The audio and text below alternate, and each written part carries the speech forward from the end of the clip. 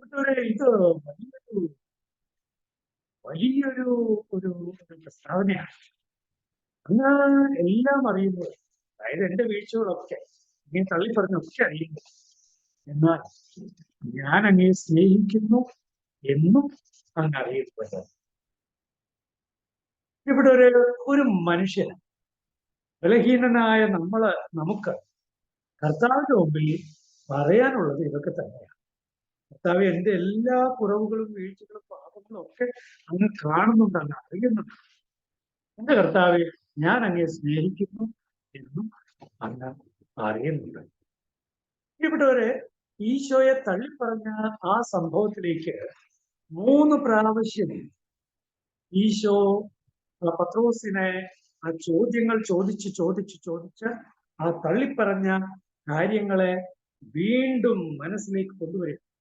ഈശോ ഒരിക്കലും നമ്മള് എന്തെങ്കിലുമൊക്കെ കാര്യങ്ങൾ വെറുതെ അങ്ങോട്ട് വിട്ടോട്ടെ, വെറുതെ അങ്ങോട്ട് പോയിക്കോട്ടെ, അതിനെ കുറിച്ചൊന്നും ഇനി ചിന്തിക്കണ്ട, അതേക്കുറിച്ചൊന്നും ഗൗരവമായിട്ട് എടുക്കണ്ട, അല്ലെങ്കിൽ ഒരു സ്വയാവബോധത്തിലേക്ക് വരണ്ട. ഒരിക്കലും ഇല്ല. ഈശോ അങ്ങനെ ഒരിക്കലും ചെയ്യുന്നില്ല. ഈശോ അവബോധത്തിലേക്ക് ക്ഷണിക്കുകയാണ്. നോക്കൂ, സമരിയാക്കാരി സ്ത്രീയെ അവളുമായിട്ടുള്ള സംഭാഷണത്തിൽ ഈശോ എന്താ പറഞ്ഞേ? എനിക്ക് ദാഹിക്കുന്നു എന്നൊക്കെ പറഞ്ഞിട്ട് അവസാനം അവള് പറഞ്ഞു, അങ്ങനെയെങ്കിൽ എനിക്ക് വെള്ളം താ. ഒരിക്കലും ദാഹിക്കില്ലെന്നല്ലേ പറഞ്ഞേ? എനിക്ക് ആ വെള്ളം താ. അപ്പൊ പിന്നെ ഇവിടെ വരേണ്ട ആവശ്യമില്ലല്ലോ ഞാൻ. അവിടെയാണ് ഈശോ പറഞ്ഞത്, നിന്റെ ഭർത്താവിനെ വിളിച്ചുകൊണ്ടുവരും. എന്തിനു വേണ്ടിയാണ് ഈശോ ആ സെന്റൻസ് പറഞ്ഞത്? ഇത്തിരി വെള്ളം കൊടുക്കാനായിട്ട് ഭർത്താവിനെ വിളിച്ചുകൊണ്ടുവരേണ്ട കാര്യം എന്താണ്? അവിടെയാണ് നമ്മൾ മനസ്സിലാക്കുന്നത്, സത്യത്തിൽ പിന്നീടുള്ള സംഭാഷണം കാണുന്നുണ്ടല്ലോ, എനിക്ക് ഭർത്താവില്ല. ഈശോ പറയാണ്, ഓ നീ പറഞ്ഞു ശരിയാ, 5 ഉണ്ടായിരുന്നു, ഇപ്പോൾ ഉള്ളവൻ നിന്റെ ഭർത്താവുമല്ല. ഇവിടെ ഈ ഒരു സംഭാഷണത്തിന് ശേഷം ഈ സ്ത്രീ പോയിട്ട് പട്ടണത്തിലെ ആളുകളോട് പറയുന്നത് എന്താ? ഞാൻ ചെയ്തതെല്ലാം എന്നോട് പറഞ്ഞവനെ നിങ്ങൾ വന്ന് കാണുവിനെന്നാണ്. എങ്ങനെ? ഞാൻ ചെയ്തതെല്ലാം. പത്രോസ് പറഞ്ഞ എല്ലാം ഉണ്ടല്ലോ, അതിന് സമാനമായ മറ്റൊരെല്ലാമാണ് നമുക്ക് ഈ സമരിയാക്കാരി സ്ത്രീയില് കാണാൻ കഴിയുന്നത്. ഞാൻ ചെയ്തതെല്ലാം. ചുരുക്കി പറഞ്ഞാൽ, നിന്റെ ഭർത്താവിനെ വിളിച്ചുകൊണ്ട് വരിക എന്ന പറച്ചിലിലൂടെ ഈശോ അവളുടെ പാപാവസ്ഥകളെക്കുറിച്ച്, വീഴ്ചകളെക്കുറിച്ച് ഈശോ അവൾക്ക് അവബോധം നൽകുകയായിരുന്നു. സ്വയാവബോധത്തിലേക്ക് വളരാൻ ഒരു അവസരം കൊടുക്കുകയായിരുന്നു. പ്രിയപ്പെട്ടവരെ, നമ്മളെല്ലാവരും ഇപ്പൊ നോമ്പുകാലം എന്തിനു വേണ്ടി? നോമ്പുകാലം നമുക്ക് ലഭിച്ചിരിക്കുന്നത് കർത്താവ് തന്നിരിക്കുന്ന വലിയൊരു അവസരമാണ്. പത്രോസിനെ അവന്റെ വീഴ്ചകളെ കുറിച്ച് അനുസ്മരിപ്പിച്ച കർത്താവ്, സമരിയാക്കാരി സ്ത്രീയെ അവളുടെ പാപങ്ങളെ കുറിച്ച് ഓർമ്മിപ്പിച്ച കർത്താവ്, നമ്മെ ഓരോരുത്തരെയും ഈ നോമ്പുകാലത്തില് അവബോധത്തിലേക്ക് ക്ഷണിക്കുന്നു. നമ്മുടെ പാപങ്ങളെയും കുറവുകളെയും ഒക്കെ തിരിച്ചറിയാൻ കർത്താവ് ക്ഷണിക്കും. ഇനി തള്ളിപ്പറഞ്ഞ സംഭവത്തിലേക്ക് തന്നെ വരാം. തള്ളിപ്പറഞ്ഞവനെ ചേർത്ത് പിടിച്ചു എന്ന് പറഞ്ഞാൽ ഓക്കെ, അത് കറക്റ്റാണ്, അവിടെ ഉണ്ട്, നീ എന്റെ കുഞ്ഞാടുകളെ മേയ്ക്കുക. പക്ഷെ വിഷയം അതല്ല. ഈ തള്ളിപ്പറച്ചിലിന്റെ ഗൗരവം നമ്മൾ മനസ്സിലാക്കണം. ആ ഗൗരവം എന്തായിരുന്നു? തള്ളിപ്പറയുമെന്ന് മുന്നറിയിപ്പ് കൊടുത്തു ഈശോ. നോക്കൂ, ഈ ചേർത്തു നിർത്തുന്ന സ്നേഹം എന്ന് പറയുന്നത് തള്ളിപ്പറഞ്ഞതിന് ശേഷം അവനെ കൊണ്ട് പറയിപ്പിച്ചു അങ്ങനെ ചേർത്ത് നിർത്തിയെന്ന് മാത്രമല്ല. പ്രിയപ്പെട്ട ഒരു ഈശോയുടെ സ്നേഹം നമുക്ക് മുന്നറിയിപ്പ് തരുന്ന സ്നേഹമാണ്. പത്രോസ്, ശിമിയോൻ, സാത്താൻ നിങ്ങളെ ഗോതമ്പ് പോലെ പാറ്റാൻ ഉദ്യമിച്ചു. ഞാൻ നിനക്കു വേണ്ടി പ്രാർത്ഥിച്ചു. നീ ശക്തിപ്പെട്ട് തിരിഞ്ഞ് നിന്റെ സഹോദരങ്ങളെ ബലപ്പെടുത്തി. ആ സംസാരത്തിന് ശേഷമാണ് 22-ാം അധ്യായത്തിൽ തന്നെ കേട്ടോ, ലൂക്കായുടെ സുവിശേഷം 22-ാം അധ്യായത്തില് നമ്മൾ കാണുന്നുണ്ട്. അപ്പോൾ നോക്കൂ, ഈ സംഭവത്തെക്കുറിച്ച്, ഇങ്ങനൊരു കാര്യം സംഭവിക്കും നിനക്ക് എന്നുള്ളതിനെ കുറിച്ച് മുന്നറിയിപ്പ് നൽകുന്ന കർത്താവ്, അത് ചേർത്ത് നിർത്താൻ ആഗ്രഹിക്കുന്ന സ്നേഹത്തിന്റെ കൃത്യമായ ലക്ഷണമാണ്. ഇനി അതിനുശേഷമോ, ഈശോയെ അറസ്റ്റ് ചെയ്ത് കഴിഞ്ഞപ്പോഴേക്കും പത്രോസ് ഓടിപ്പോയി. എന്നിട്ട് അവസാനം അവിടെ വരികയാണ്, തീക്കരിയിൽ ഇരിക്കുകയാണ്. ആ തീക്കരിയിൽ ഇരുന്നപ്പോൾ നോക്കണം പ്രിയപ്പെട്ടവര്, കർത്താവിന്റെ ചേർത്ത് നിർത്തുന്ന സ്നേഹമുണ്ടല്ലോ, അത് അവിടെയും കാണാൻ കഴിയും. നീയും അവനോട് കൂടെ ഉണ്ടായിരുന്നില്ല എന്നാണ് ആ സ്ത്രീ വന്ന് ചോദിക്കുന്നത്. നീയും അവനോട് കൂടെ ആയിരുന്നില്ല, നീ എന്താ ഇവിടെ ഇരിക്കണേ? നീ അവന്റെ ആളല്ലേ എന്നാണ് അതിന്റെ അർത്ഥം. നോക്കൂ, സ്നേഹത്തിലേക്ക് തിരികെ വിളിക്കുന്ന അതിമഹത്തായ സ്നേഹം. അപ്പോ ആ സ്ത്രീ അയച്ചത് പോലും ദൈവത്തിന്റെ സ്നേഹമാണെന്ന് ഓർക്കണം. നീ അവനിൽ ഒരാൾ. ഇനി രണ്ടാമത്തെ ആള് പറയുന്നത് എന്താ? നീ അവരിൽ ഒരുവനല്ലേ, നീയും ഗലീലക്കാരനല്ലേ, നീയും അവരിൽ ഒരുവനല്ലേ. അവനോട് കൂടെ ആയിരുന്നില്ലേ എന്ന് ചോദിച്ചപ്പോ നിഷേധിച്ചു. എന്നാല് അവനെ മറന്നുപോയിട്ടാണെന്ന് വിചാരിക്കുക. ഒരു കാര്യം ചെയ്യാം, അവന്റെ കൂടെ 12 പേരുണ്ടായിരുന്നല്ലോ. ആ ശിഷ്യന്മാരുടെ സമൂഹത്തെ ഒന്ന് അനുസ്മരിപ്പിച്ചു നോക്കാം. ദൈവസ്നേഹം രണ്ടാമത്തെ ആളെ വിടുകയാണ്. തള്ളിപ്പറച്ചിലിൽ നിന്ന് ഒഴിവാകാനായി രണ്ടാമത്തെ ആളെ വിടുക. നീയും അവരോട് കൂടെ ആയിരുന്നില്ലേ. വീണ്ടും തള്ളിപ്പറച്ചിൽ. ഒരിക്കൽ കൂടി നീയും അവനോട് കൂടെയായിരുന്നു. പിന്നെ തള്ളിപ്പറച്ചിലും ആണയിടലും ഒക്കെ ബഹളമാണ്, മേളമാണ്. പ്രിയപ്പെട്ടവർ, അപ്പോഴാണ് സ്നേഹത്തിന്റെ കോഴിക്കൂവൽ. ചേർത്ത് നിർത്തുന്ന സ്നേഹത്തെ ആ യോഹന്നാന്റെ സുവിശേഷം 21-ാം അധ്യായത്തിൽ മാത്രം കാണാനാവില്ല. ചേർത്ത് നിർത്തുന്ന സ്നേഹം മുന്നറിയിപ്പായി ചേർത്ത് നിർത്താൻ ആഗ്രഹിച്ചുകൊണ്ട് മുന്നറിയിപ്പ് തരുന്ന സ്നേഹമാണ്. നീ പാപത്തിൽ ആയിരിക്കുന്ന നിമിഷത്തിൽ പോലും നിന്റെ പക്കൽ വന്ന് നിന്നെ തിരികെ വിളിക്കുന്ന, വീണ്ടും വീണ്ടും വീണ്ടും തിരികെ വിളിക്കുന്ന സ്നേഹമാണ്. നോക്കൂ, 4-ാമത്തെ കാര്യമാണ് കോഴികൂവൽ. ഇനി അഞ്ചാമത്തെയോ അപ്പോൾ ഈശോ തിരിഞ്ഞ് പത്രോസിനെ നോക്കി. ഞാൻ സമയം കാണുന്നില്ല, അതുകൊണ്ട് സമയമാകുമ്പോൾ നിങ്ങളൊന്ന് ജസ്റ്റ് ഒന്ന് ഓണാക്കി വരണേ. ഓക്കെ, അപ്പോഴ് അഞ്ചാമതായിട്ട് നമ്മൾ കാണും ഈശോ തിരിഞ്ഞ് പത്രോസിനെ നോക്കി എന്നതാണ്. അപ്പോൾ അവൻ പുറത്തുപോയി മനം നൊന്ത് കരഞ്ഞു. പ്രിയപ്പെട്ടവരെ, അവിടെ പത്രോസിന്റെ ഉള്ളിലെ ആ സ്നേഹത്തിന്റെ ആ ഒരു ലാഞ്ചനയുണ്ടല്ലോ, അത് നമുക്ക് കാണാം. ഈശോ പത്രോസിനെ നോക്കിയപ്പോ പത്രോസ് കണ്ടില്ലേ ആ നോട്ടം? അതിന്റെ അർത്ഥം പത്രോസ് ഈ ടെൻഷൻ അടിച്ച് അവിടെ ഇരിക്കുമ്പോഴും തള്ളി പറയുമ്പോഴും ഒരു കണ്ണ് ഈശോയിലേക്ക് പത്രോസ് ഉണ്ടായിരുന്നു എന്നല്ലേ? എല്ലാം അങ്ങ് അറിയുന്നു, ഞാൻ അങ്ങയെ സ്നേഹിക്കുന്നു എന്നും അങ്ങ് അറിയുന്നു. പ്രിയപ്പെട്ടവരെ, അങ്ങനെ ഇത് നിങ്ങൾ ഒന്ന് ആലോചിച്ച് നോക്കി. ആ നോട്ടം ഉണ്ടല്ലോ, ആ നോട്ടം അത് എന്തായിരുന്നു? അപ്പോഴേ പറഞ്ഞില്ലേടാ പത്രോസ്, ഇങ്ങനെയായിരുന്നു, കളിയാക്കിക്കൊണ്ടായിരുന്നു, രൂക്ഷത്തോടെ, അത് ദേഷ്യത്തോടെയുള്ള നോട്ടമായിരുന്നു, രോഷത്തോടെ ആയിരുന്നു ആ നോട്ടം? അല്ല എന്നെനിക്ക് ഉറപ്പാണ്.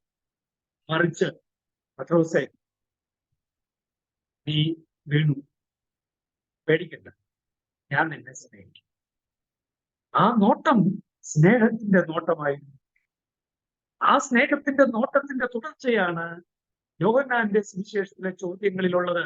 നീ എന്നെ സ്നേഹിക്കുന്നുവോ? നീ എന്നെ സ്നേഹിക്കുന്നുവോ? നീ എന്നെ സ്നേഹിക്കുന്നു. മുന്നറിയിപ്പായി പത്രോസിനെ സ്നേഹിച്ച കർത്താവ്, സ്നേഹത്തിലേക്ക് ക്ഷണിച്ച കർത്താവ് 5 പ്രാവശ്യം പാപത്തിന്റെ അതേ നിമിഷത്തിൽ തന്നെ ആളയച്ച് സംസാരിച്ച്, കോഴി കൂവി സംസാരിച്ച, നോട്ടത്തിലൂടെ സംസാരിച്ച, സ്നേഹത്തിലേക്ക് തിരികെ വിളിച്ച കർത്താവ് ഗലീലി കടൽ തീരത്തിനടുത്ത് പത്രോസിനെ വലിയ സ്നേഹത്തിലേക്ക് ചോദ്യം കൃത്യം ചോദിച്ചുകൊണ്ട്, നീ ഇവരെക്കാൾ അധികമാണ് എന്നെ സ്നേഹിക്കുന്നുവോ എന്ന് ചോദിച്ചുകൊണ്ട് പത്രോസിനെ തിരികെ വിളിച്ച കർത്താവ് ഇന്ന് എന്നെയും നിങ്ങളെയും ഇതേ കർത്താവ് തിരികെ വിളിക്കുന്നു. കർത്താവ് നമ്മളോട് ചോദിക്കുന്നു, ഡു യു ലവ് മീ? നീ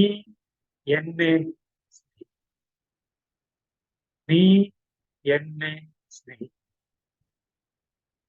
ഇവിടെ ഒരു പത്രോസിനെ പോലെ നമുക്കും പറയാൻ കഴിയട്ടെ, കർത്താവെ, അങ്ങ് എല്ലാം അറിയും.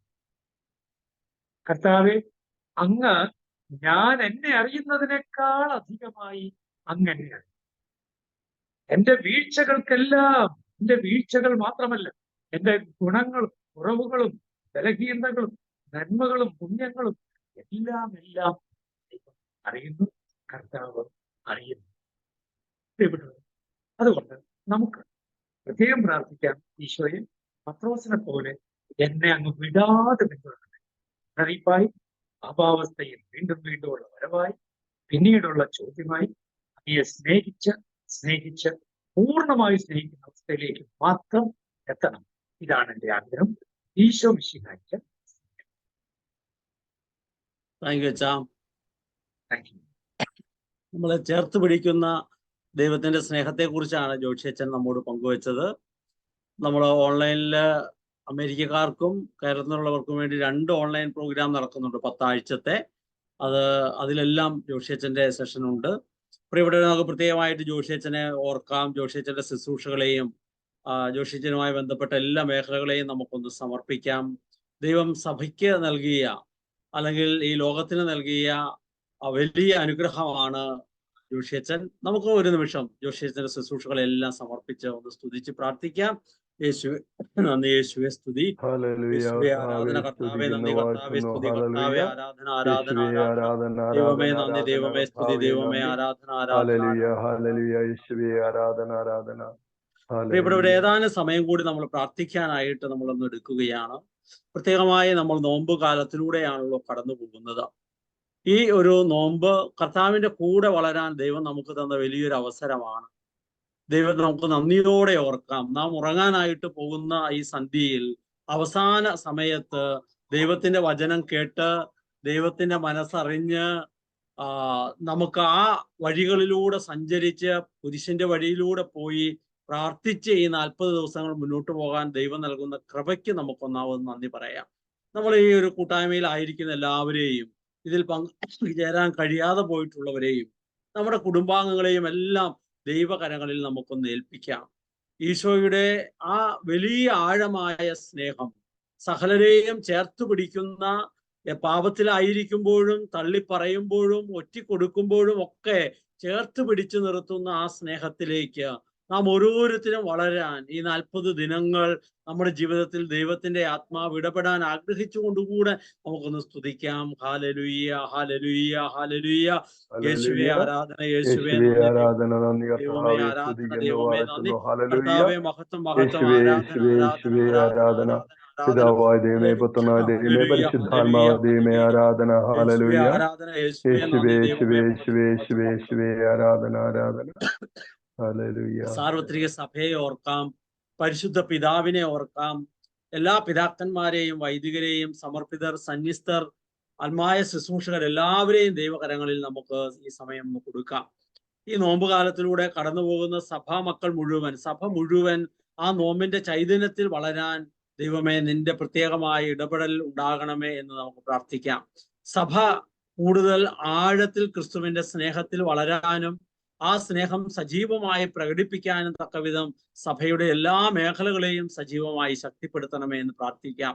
നമ്മുടെ ഓരോരുത്തരുടെയും ഇടവകയെ, നമ്മുടെ ഓരോരുത്തരുടെയും വികാരി അച്ഛന്മാരെ, നമുക്ക് ബന്ധമുള്ള പരിചയമുള്ള എല്ലാ ഇടവകകളെയും നമ്മുടെ രൂപതകളെയും ഒക്കെ സമർപ്പിച്ചുകൊണ്ട് ഇവിടെയെല്ലാം ദൈവത്തിന്റെ വലിയ ചൈതന്യം, ആ കുരിശിൽ നിന്ന് ഒഴുകിയിറങ്ങുന്ന രക്തത്താൽ നവീനമായ സ്നേഹത്തിന്റെ അനുഭവത്തിലേക്ക് സഭ മുഴുവൻ ഉണർന്നെഴുന്നേൽക്കാൻ വേണ്ടി കൂടി നമുക്ക് പ്രാർത്ഥിക്കാം. Hallelujah, hallelujah.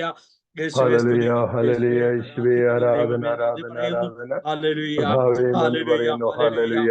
യേശുവേ, യേശുവേ, ആരാധന, ആരാധന, ആരാധന, സ്തുതി. ഹല്ലേലൂയ.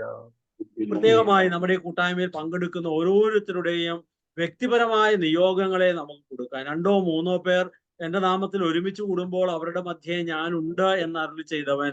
നമ്മൾ ഒരു മനസ്സായി നാം ഈ കൂട്ടായ്മയിൽ നമ്മുടെ എല്ലാവരുടെയും നിയോഗങ്ങളെ നമ്മൾ സമർപ്പിക്കുകയാണ്. സാമ്പത്തികമായ മേഖലകളെ സമർപ്പിച്ച് പ്രാർത്ഥിക്കുന്നുണ്ടാകാം. ചിലരെ സംബന്ധിച്ചിടത്തോളം രോഗത്തിന്റെ മേഖലകളെ സമർപ്പിച്ചാകാം. ആത്മീയമായ നവീകരണത്തിന് വേണ്ടിയാകാം. ജീവിത പങ്കാളിയുടെയോ മക്കളുടെയോ മാതാപിതാക്കളുടെയോ ഒക്കെ നവീകരണത്തിന് വേണ്ടിയാകാം. ഇങ്ങനെ നിരവധിയായ നിയോഗങ്ങൾ ഉണ്ടാകാം. അങ്ങനെ ഒരു നിയോഗം ഇല്ലെങ്കിൽ ഇന്ന് നമുക്കൊരു നിയോഗം വെക്കാം. ഈ 40 ദിവസം തുടർച്ചയായി ഇതിൽ പങ്കുചേരുന്നതിലൂടെ ദൈവമേ ഈ മേഖലകളെ നീ പ്രത്യേകമാം വിധത്തിൽ അനുഗ്രഹിക്കണമേ എന്നൊരു നിയോഗം നമുക്ക് സമർപ്പിക്കാം. നമ്മുടെ എല്ലാ നിയോഗങ്ങളും വെച്ചിട്ടില്ലെങ്കിൽ വെക്കാൻ ആഗ്രഹിക്കുന്ന നിയോഗങ്ങൾ പോലും നമുക്ക് സമർപ്പിച്ചുകൊണ്ട് ആ കുരിശിന്റെ ചുവട്ടിലേക്ക് ഏൽപ്പിച്ചു കൊടുത്ത് മാതാവിനോടും യോഹന്നാനോടും ഒപ്പം ആ രക്തം തളം കെട്ടി നിൽക്കുന്ന കുരിശിന്റെ ചുവട്ടിൽ നിന്ന് നമുക്ക് കർത്താവിനെ ഒന്ന് സ്തുതിക്കാം. ഹല്ലേലൂയ, ഹല്ലേലൂയ, യേശുവേ സ്തുതി, ഹല്ലേലൂയ, യേശുവേ ആരാധന, ഹല്ലേലൂയ. കർത്താവേ നന്ദി പറയുന്നു, സ്തുതിക്കുന്നു, കർത്താവേ വാഴ്ത്തുന്നു, ഹല്ലേലൂയ. യേശുവേ യേശുവേ യേശുവേ യേശുവേ പ്രിയപ്പെട്ട നമുക്ക് ആരാധന. ഹോളി ഹോം മിനിസ്ട്രിയെ സമർപ്പിക്കാം. ഈ മിനിസ്ട്രിയുടെ രക്ഷാധികളായിരിക്കുന്ന പ്രിയപ്പെട്ട പിതാക്കന്മാരെ സമർപ്പിക്കാം. ആനിമേറ്റർ അച്ഛന്മാരെയും സിസ്റ്റേഴ്സിനെയും ഇതിന്റെ ലീഡർഷിപ്പിലുള്ളവരെയും ഇതുമായി ബന്ധപ്പെട്ട് പ്രവർത്തിക്കുന്ന എല്ലാവരെയും നമുക്ക് ഓർക്കാം. പ്രത്യേകിച്ച് കുടുംബങ്ങളുടെ നവീകരണത്തിന് വേണ്ടിയുള്ള ഈ പ്രവർത്തനങ്ങൾ, ദൈവം നൽകുന്ന മക്കളെ മുഴുവൻ സ്വീകരിക്കുന്ന വലിയ കുടുംബങ്ങളെയും പ്രേക്ഷിത കുടുംബങ്ങളാക്കി മാറ്റാനായിട്ടുള്ള എല്ലാ പ്രവർത്തന മേഖലകളെയും സമർപ്പിച്ച് ഈ ഒരു മിനിസ്ട്രിയുടെ എല്ലാത്തരം ദൈവഹിതം, ദൈവം ആഗ്രഹിക്കുന്നതനുസരിച്ച് ഇത് മുന്നോട്ട് പോകാൻ ആഗ്രഹിച്ച് നമുക്ക് ദൈവകരങ്ങളിൽ കൊടുത്തുകൊണ്ട് നമുക്ക് പ്രാർത്ഥിക്കാം. Hallelujah, hallelujah. ദൈവമേ സ്തുതിക്കുന്നു, ദൈവമേ ആരാധിക്കുന്നു, ദൈവമേ ആരാധന, ആരാധന, സ്തുതി, ഹല്ലേലൂയ. മഹത്വം കർത്താവേ, നന്ദി, ഹല്ലേലൂയ. സകല വിശുദ്ധരുടെയും മാലാഹമാരുടെയും സ്വർഗീയഗണം മുഴുവനുടെയും പ്രത്യേകിച്ച് ആദ്യം അപ്പസ്തോല ഗണത്തിന്റെ മുഴുവൻ മാധ്യസ്ഥവും സാന്നിധ്യവും നമുക്ക് തേടാം. നമുക്ക് ഒരുമിച്ച് നമ്മുടെ കൊച്ചു പ്രാർത്ഥന പ്രാർത്ഥിക്കാം. എന്നെ കാത്തു സൂക്ഷിക്കാൻ ദൈവത്താൽ നിയോഗിക്കപ്പെട്ട എന്റെ കാവൽ മാലാഖയെ ഈ ലോകത്തിൽ ദൈവസ്നേഹാനുഭവത്തിൽ നിറഞ്ഞ് ദൈവഹിതം അനുസരിച്ച് ജീവിച്ചുകൊണ്ട് സുവിശേഷമാകാനും സുവിശേഷമേകാനും അങ്ങനെ നിത്യതയിൽ ദൈവസന്നിധിയിൽ എത്തിച്ചേരാനും ഞങ്ങളെ സഹായിക്കണമേ. നന്മ ചെയ്യാൻ ശക്തി പകരുന്ന തിരുകുടുംബമേ, ഞങ്ങളിൽ നന്മ വളരാൻ കുരിശ് വരച്ച് നമ്മളെ തന്നെ വിശുദ്ധീകരിച്ച് നമുക്ക് മാതാവിന്റെ പാട്ടിലേക്ക്, ഗാനത്തിലേക്ക് നമുക്ക് പ്രവേശിക്കാം. വിശുദ്ധ കുരിശിന്റെ അടയാളത്താൽ ഞങ്ങളുടെ ശത്രുക്കളിൽ നിന്ന് ഞങ്ങളെ രക്ഷിക്കാൻ പരിശുദ്ധാത്മാവിന്റെയും നാമത്തിൽ ഒരുമിച്ച് മാതാവിനോട് ചേർന്ന് പാടി പ്രാർത്ഥിക്കാം.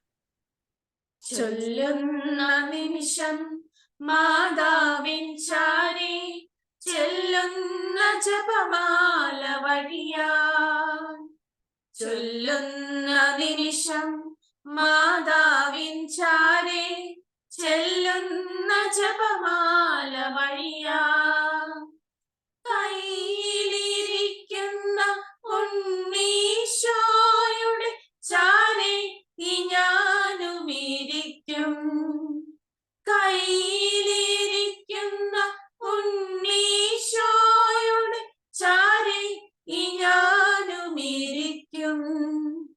എന്തു നല്ലമ്മ എന്നുടെ അമ്മ, എനിക്കും ഈശോയ്ക്കും ഒരേ അമ്മ. എന്തു നല്ലമ്മ എന്നുടെ അമ്മ, എനിക്കും ഈശോയ്ക്കും ഒരേ അമ്മ. ചൊല്ലുന്ന നിമിഷം മാതാവിൻ ചാരി ചെല്ലുന്നു ജപമാല വഴിയാ. ഈശോമിശിഹായിക്ക് സ്തുതിയായിരിക്കട്ടെ. നാളെ നമുക്ക് ഈ സമയത്ത് ഒരുമിച്ച് വരാം. നിങ്ങളുടെ പ്രിയപ്പെട്ടവരെയും കൂട്ടി വരാനായിട്ട് നമുക്ക് പരിശ്രമിക്കാം. ദൈവം അനുഗ്രഹിക്കട്ടെ. Thank you.